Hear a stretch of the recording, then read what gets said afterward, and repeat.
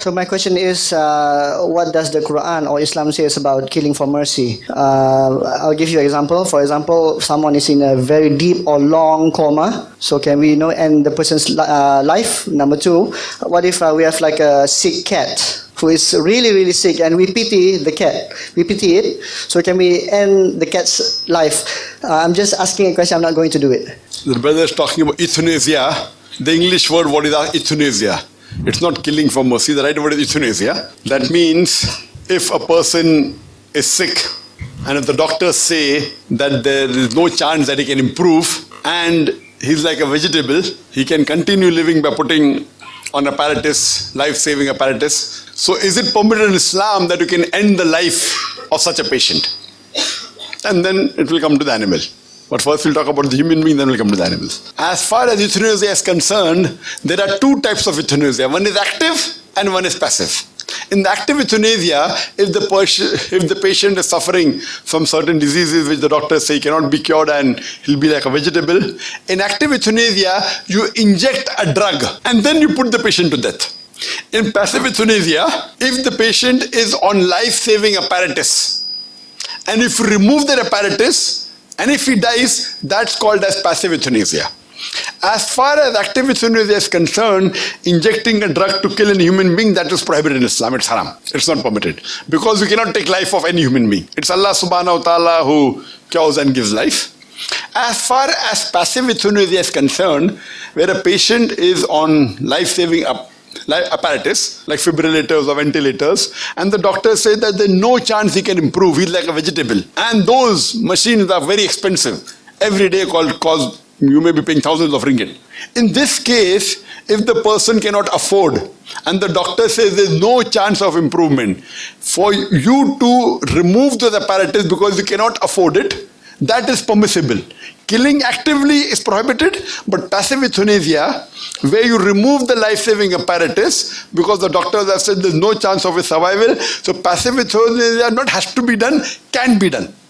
If you feel they don't have the money, you cannot continue with those bills, and it's no longer going to survive. So when you do passive euthanasia, the patient may die after a few hours, may die after a few days, maybe possible he may not die also. Because doctors, what they say is always not correct. So in passive euthanasia, because you have tested for many weeks and months and doctors have given up hope, you can remove the apparatus. If you can't afford it, that is permitted. Hope that answers the question. The cat? Cat is same thing. Same thing, okay. If you can afford for the cat, you want to put. Nowadays people spend more on the cat than the human beings. Yes. Thank you. I am UNIMEP student PhD. There is one ayah in which, maybe I am not saying correctly. Speak into the microphone. Okay. There is one ayah. Maybe I am not saying word by word, but its lesson is just like this, that from blood, meat becomes, and from meat, the bones are made for humans. So can you give little translation, little more details of this? Thank you. What sister is referring to is the same verse which I quoted in my speech of Surah Mu'minun, chapter number 23, verse number 12 to 4, which talks about the various embryological stages. And Allah says, we have created you from a nutfa, a minute quantity of liquid, then made the nutfa into alaqa. Alaqa has got three meanings. It means congealed clot of blood, a leech-like substance, or something which clings. Then we made the alaqa into mudga, a chewed-like lump. Then we made the chewed-like lump into izama, bones. Then clothed the bones with flesh. Glory be to Allah, the best to create. So all these sisters are the various embryological stages of the human beings whose description is given in the Quran. In modern books of embryology, we say stage 1, stage 2, stage 3, which is very difficult. According to Professor Keith Moore, the way the Quran describes the various embryological stages based on shapes, it is far more superior and easy as compared to modern embryology, stage 1, stage 2, stage 3. So we're talking about sister is the same verse I quoted, Surah Mu'minun, chapter number 23, verse number 12 to 14. And this is mentioned other places in the Quran also. In Surah Hajj, chapter 22, verse number 5 and other places. Hope that answers the question. Assalamu alaikum, Dr. Zakir. My name is Muhammad Niza. I recently graduated from medical college. Before that, I would like to thank Bro Zamri and the team for making this 4 days program. Coming from KL, it's really worth it for this 4 days program. Doctor, my question is, I understand the law of the Quran. For example, the earths go around the sun. But when you explain about embryology, being a medical doctor, both of us, we understand that this embryology sometimes it can go against the law. For example, Down syndrome, spina bifida, due to the somites are not improper of the somites. And how could we explain this, being a science, being a medical doctor, and also in the religion-wise? Thank you. What's your good name, brother? Muhammad Niza. Muhammad. See, one thing you should realize, in the beginning of my lecture, I said that there's something like scientific facts and something like scientific theories. The scientific facts never take U-turn. Today, science says heart pumps blood. Whatever research you do, heart will yet pump blood. You may come to know more thing about the heart. Heart has got 4 chambers, ventricle, auricle, but the heart will keep on pumping blood. There are something like hypotheses and theories. The hypotheses and theories can change. That's the reason whenever you are comparing Quran and science, you have to be very careful to talk about facts, not about theories. Can I say something? Yes. Theory, I remember when you were talking about theory and law. Theory is something is not proven, right? Am I right? Is that what theory means? No, theory Law is can be proven also, but it's not established. Theory can become a truth later on. Okay. For example, the spina bifida is something we can see. Isn't it been proven? But I don't get it. How? Again, brother, Quran is not a book of science. S-C-I-E-N-C. One brother asked, does the Quran mention about Zoroastrianism born in so and so? This is not a book of medicine. Understood. Understood, no? Yeah? You will ask me, does it talk about epilepsy? Does the Quran talks about typhoid? Does the Quran talks about tuberculosis? Does it say that you have to take this metronidazole? Understood. This is not a book of Science. but whatever is there is 100% correct. But everything is not there. If everything is there, it has to be a big library. We Muslims don't read this small book. What you will read a big encyclopedia? How many have read the translation of the Quran? Raise your hand. The full translation of the Quran. Raise your hand. How many have read the full translation of the Quran? Raise your hand. Full translation of the Quran. Raise your hand. 1, 2, 3, 4, 5, 6, 7, 8, 9, 10, 11, 12 people in about 1,000? Maybe 800. 12 people in 800. 1.5%. MashaAllah. How many books have we read all of you? Minimum 50, 100 books, 100 books? In a full life, we might have read more than 100 books, right or wrong? How many read more than 10 books in the life? Raise your hand. How many people read 10 books in your life? Raise your hand. 10 books in your life, raise your hand. Or don't you understand English? How many have read 10 books in your life? Raise your hand. Sisters, 10 books in your life, raise your hand. MashaAllah, majority.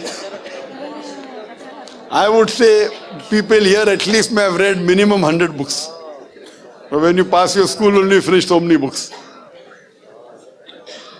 That means we don't really care for the Quran. We don't care for the Quran.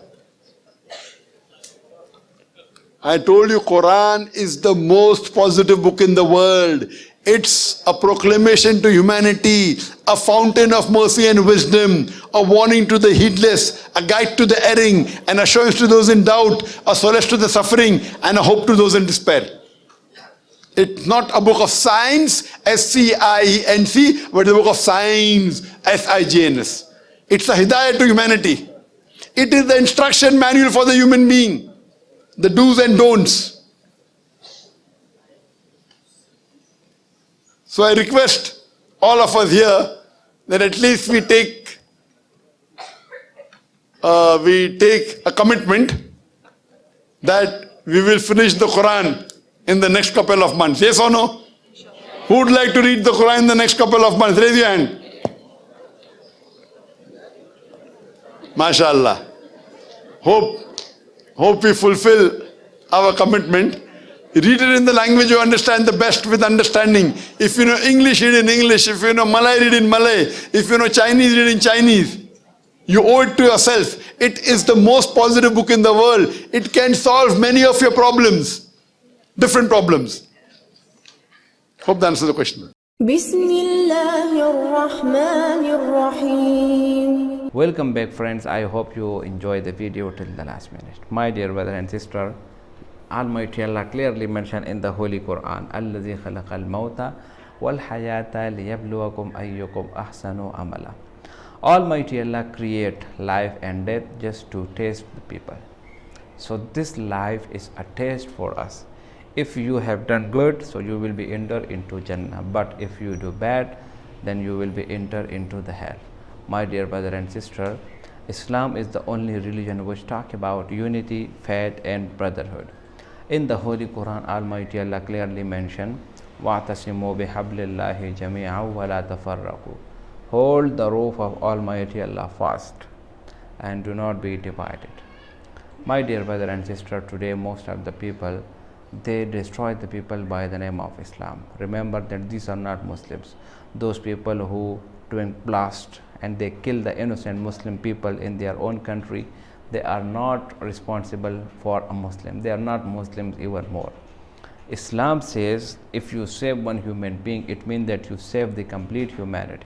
So my dear brother and sister, it's clearly mentioned in the Holy Quran, وَمَنْ أَحْيَاهَا فَكَأَنَّمَا أَحْيَا النَّاسَ جَمِيعًا. If you save one human being, so it means that you save the complete humanity. My dear brother and sister, Islam is the only unity of brotherhood. Islam says, إِنَّمَا الْمُؤْمِنُونَ إِخْوَةً. Every Muslim is the brother of another Muslim.